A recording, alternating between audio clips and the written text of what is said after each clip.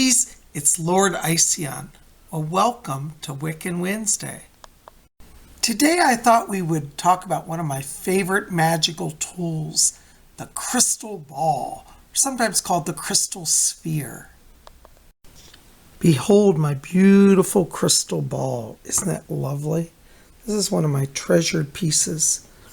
Back here's one of my crystal bowls. This is a vintage 1950s crystal bowl, but we're not talking about crystal bowls today. We are going to talk about the crystal ball. I thought we'd do a little reading here from one of my favorite books on Wicca, Wicca, A Guide for the Solitary Practitioner by Scott Cunningham. A book I highly, highly recommend. So it says in here, they have a whole chapter on the crystal sphere. There's a picture of it. We'll just jump down here. It says, the crystal has long been used in contemplative divination. The diviner gazes into the ball until psychic faculties blossom, and images seen in the mind are projected by it into the depths of the crystal, reveal necessary information. In Wiccan ritual, the crystal is sometimes placed on the altar to represent the goddess. Its shape, spheroid, is goddess symbolic, as are all circles and mounds, and its icy cold temperature is symbolic of the depths of the sea, the goddess's domain. Scott goes on to write, then too, here's our crystal, then too the crystal may be used to receive messages from the gods, or to store energy raised in ritual. Some Wiccans scry in the crystal to call up images of the goddess or of past lives. It is a magical object, touched with the divine, and if you find one, guard it carefully.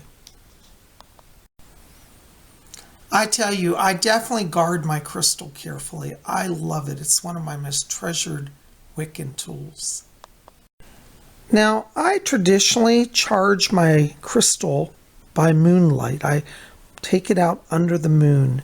And if you have a crystal ball, I would recommend that you charge it by the light of the moon, preferably the full moon. And it will aid you in your magic. But sometimes you just need a kind of a new energy charge on it. And I thought that's what we would do today. It looks like it's about to thunderstorm outside. It started to rain a little bit. And I thought we would take our crystal out and charge it in the atmosphere of the storm. So come on along.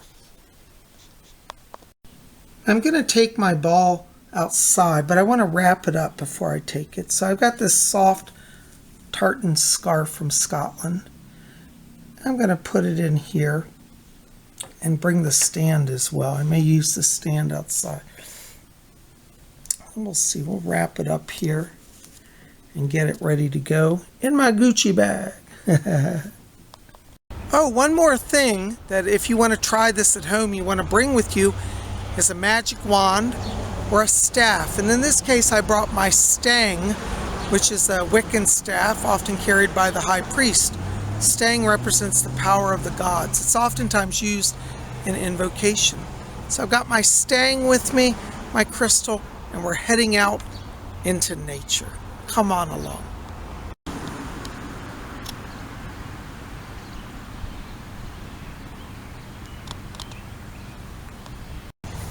And here we are in nature. Storm clouds are brewing up there. It's sprinkling just a little bit. It's perfect conditions for invoking the power of the storm, the power of water to cleanse and bless our crystal. And here is my beautiful crystal sphere. Isn't it lovely? This is actually made with real quartz crystal, so it's very cold and icy and really lovely. So, let's begin. Lifting our staff high, we call to the ancient ones. Ancient goddess, ancient God, we ask you to come now as we invoke your power in our rites. So mote it be. And lifting our crystal up to the heavens, we again invoke the divine power. Ancient gods, we call to thee. by the power of your storm brewing, by the thunder and lightning, empower this crystal.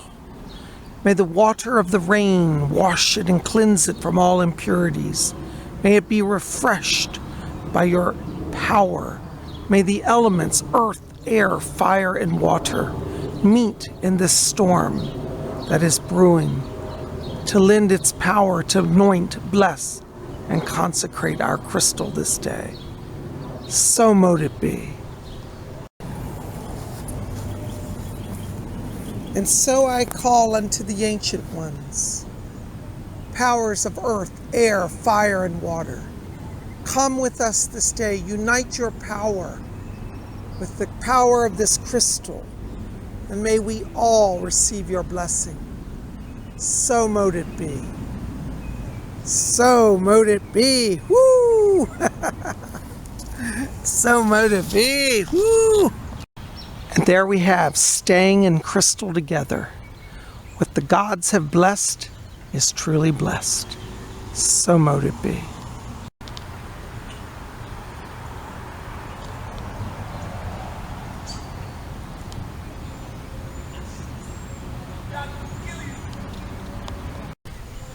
Now, this ritual would have been even more fun if we had an actual storm fully going.